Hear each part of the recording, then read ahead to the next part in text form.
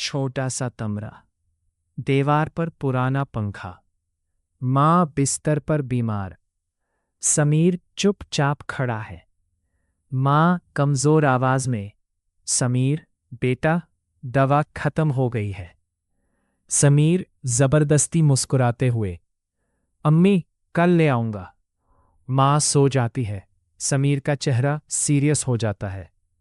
समीर अंदर की आवाज, कल, लेकिन कैसे? समीर अपनी जेब चेक करता है, बिल्कुल खाली। टेबल पर बिजली का बिल पड़ा है। समीर 0 रुपए। वो बिल उठाता है, ये भी ड्यू। समीर गुस्से में बिल को टेबल पर फेंक देता है।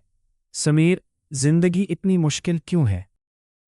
समीर रात को सड़क पर चल रहा है।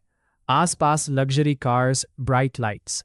समीर खुद से, इन लोगों के पास सब कुछ है और मेरे पास कुछ भी नहीं। एक लग्जरी कार उसके पास से गुजरती है। समीर अंदर से, क्या मैं हमेशा ऐसा ही रहूंगा? समीर अपनी जॉब पर है। एक पुराना इंटरनेट कैफे, कंप्यूटर स्क्रीन्स चल रही है। कस्टमर, भाई थोड़ी देर के लिए सिस्टम दे दो।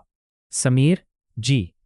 कस्टमर जाता है, अपना ईमेल ओपन छोड़ देता है।